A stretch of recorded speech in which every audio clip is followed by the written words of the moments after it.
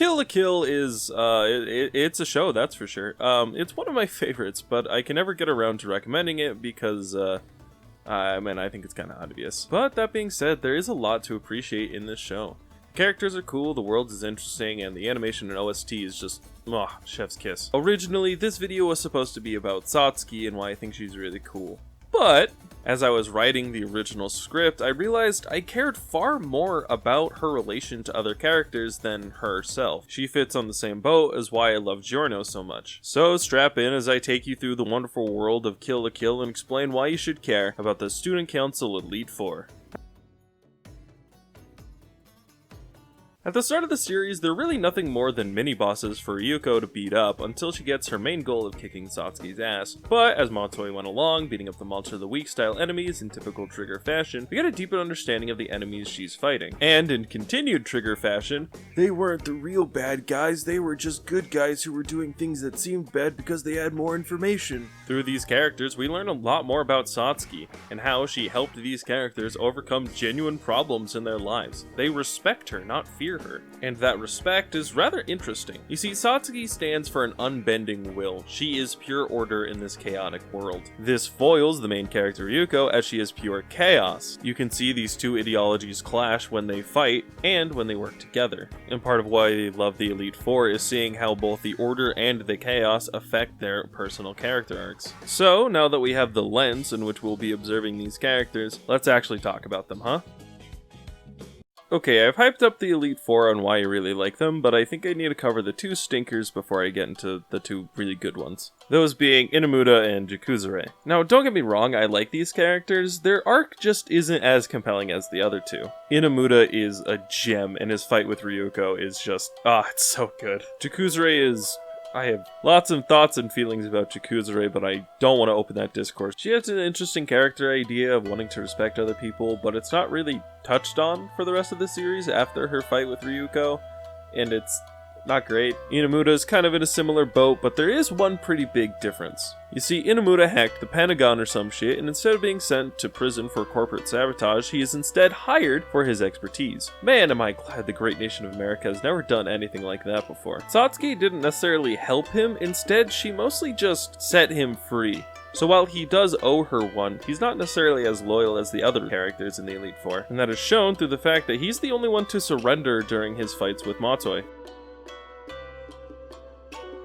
Okay, let's talk about the realest motherfucker in this show. I'm Uzu Sanageyama! Sanageyama is much similar to the character Azrael from BlazBlue, because they both want to beat the shit out of someone just for a good fight. He does this using his special ability, Tengatsu, which allows him to see very quickly in response to every little movement his opponent make, essentially allowing him to see the future, which marks my second favorite character, who also happens to use eyesight-related powers that also somewhat bleed into the future. He does whatever he wants in his young age, starting a gang and challenging Satsuki Kiryuin for her power and dominance. He's defeated quickly and shown that he can't just rely off of raw talent alone. He has to put forth a lot of effort to hone his skills. With this new ability and the fact that he lost to Ryuko, he completely shuts off his natural talents, relying purely off of his training. I want my eyes sewn shut. You what? But you can't use your Tengatsu if you can't see anything. And that's the point. I lost because I relied too much on my eyes. I won't be able to beat Matsui unless you take away my sight!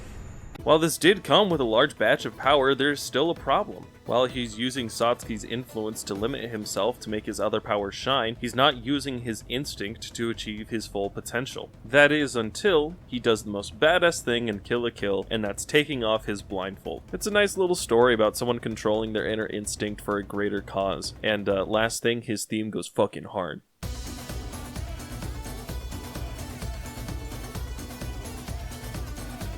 The last member of the Elite Four I want to talk about is, Aragory is a really interesting person who's around 20, which is really concerning because we're not going to worry about that yet. Originally the student council president of his middle school, he couldn't stop a horrible bullying incident and had to have Satsuki step in. Kamagori quickly realized how powerless he was. He couldn't do anything to stop this. The only thing he can do is continue to fight, but he has no weapons to fight with. So Kamagori does the only thing he thinks makes sense, and that's act as a shield to help Satsuki. He agrees with her stance on the world and wants to see her succeed, but no, he can't do anything to fight with her, so the only thing he can do is to make sure that no one can stand in her way. He's firm and unyielding in a very different way than Satsuki is. Satsuki creates order wherever she goes and enacts a plan, but Gamagori only wants to keep the status quo. That is, until he comes across as Ryuko, who teaches him that he can have his own person. He doesn't have to live by the status quo and can make his own future. Demonstrated by his final form, Persona Unleashed, showing his true colors and his true nature.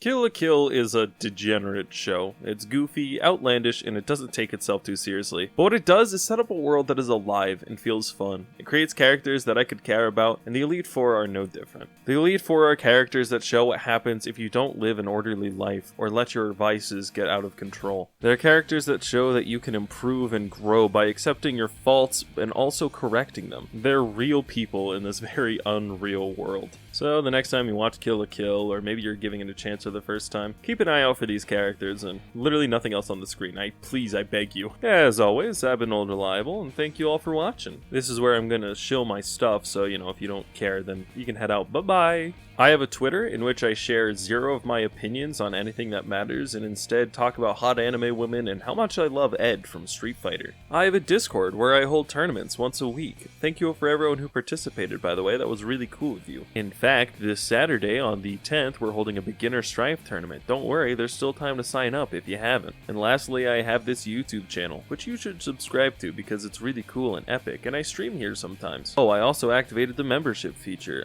That's like a thing, I guess. You can join if you want. I don't care. Regardless, thanks for sitting through. I think this is gonna come out to like 7 minutes probably of me talking about a really degenerate show. It means the most to me. I'ma head out. See ya. Bye-bye.